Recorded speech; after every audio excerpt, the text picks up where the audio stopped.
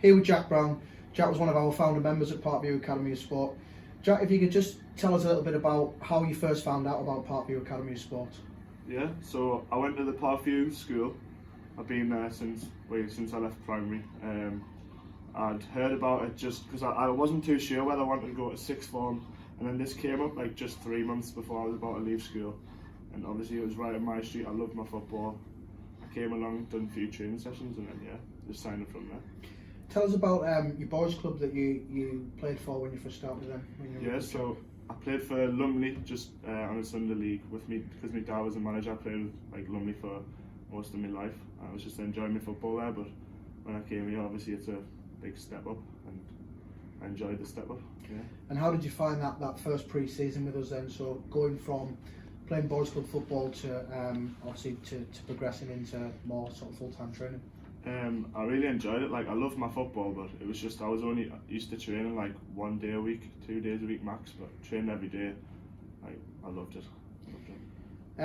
During our first season, we played as Berwick Rangers in the National Football Youth League. Which team did you play for, and how did you find that league? What was your memory of that league and your experiences? I remember it being tough. I played in the Midlands team, so it was a Midlands and a North squad, I think it was. And it was really tough. Like I was only 16-year-old playing against like 19-year-old like big lads. It was a big difference to playing like Sunday league football at under 16, under 17s level. But yeah, it was a challenge that helped us in the long run. And as part of that, you got to travel all over. We played against a number of shadow academies and players who have been on the fringes of academies. Where was your favourite place to play? Where was your favourite place to travel in terms of academy that year? I went down to Derby County Academy with someone called Matty Parker, and Colin, the coach, took us down there to play for Pro Direct against Derby's under 18s, and the pitch there was like unbelievable. It was a good experience. As part of the programme, we were a pilot for the VAR. So when you started, VAR hadn't even been introduced in terms of the Premier League and the FA Cup, and we were part of 6 academies nationally who were piloting the technology for that. Obviously the Premier League and Football League referees were involved in that.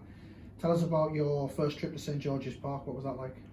Yeah, so went to St George's Park, and when it was a new team, we hadn't really played together much, and we're playing against established Pro Direct teams, all a lot older than we, but it was the first time obviously they'd used VAR, and it was it was a big difference. But yeah, we've done well. We spoke off camera about the accommodation. You know, it was palatial, I think, with boys with Louis Vuitton bags going in. What was that like?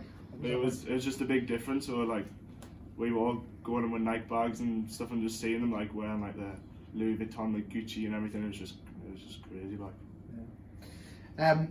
I think during that tournament we made history as well. We had a goal. We had the first ever goal disallowed by VAR. I think, was it Will Gibbons' goal? Was that right? Was it Will? Might have been, yeah. I think so.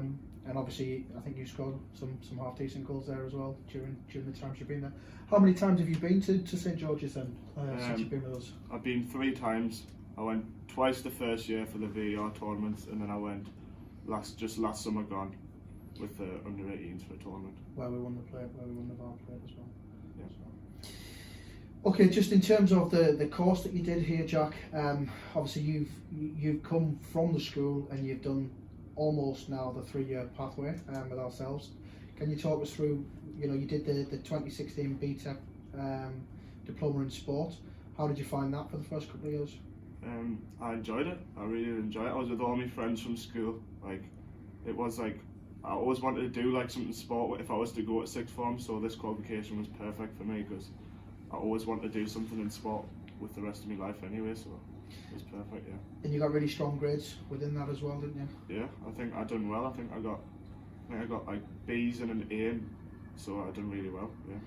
And that's really opened the door for you to look at the next chapter really. So as part of that, we work with Scholarship Connect USA, and you've been offered a scholarship over in America. Is that right?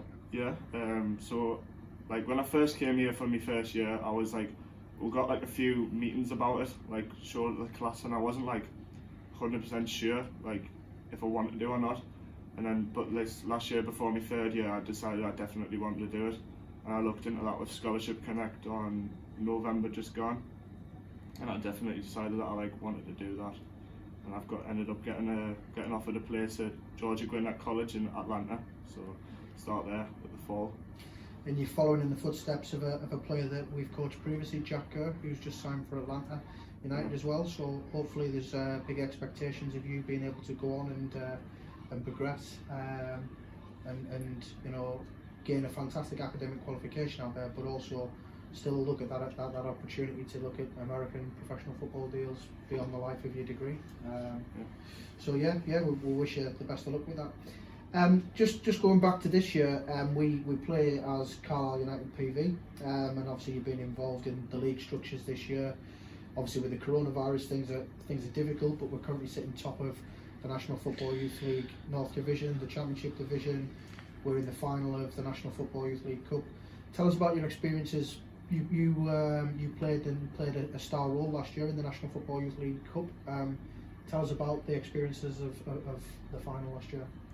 Yeah, the final was crazy. Because it was an under-19s league last year, so I started off in the under-18s team, and I managed to break into the under-19s team around December time, and I started doing well, and then I ended up getting starts near the end of the season, and I managed to start in the cup final, which we'd played 2 days before with the semi-final. I think we'd won the semi-final comfortably, and then had the final on the Thursday. I think we might have been getting beat 1-0 at half time, or I think it was, and then we ended up winning 3-1.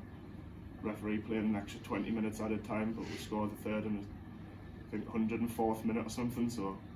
And I think that you say an extra 20 minutes, but the referee genuinely did actually play an extra 18 minutes. Yeah, it was 100. We got an extra 18 minutes of added time. So it was an incredible day, and I think when we look at the programme.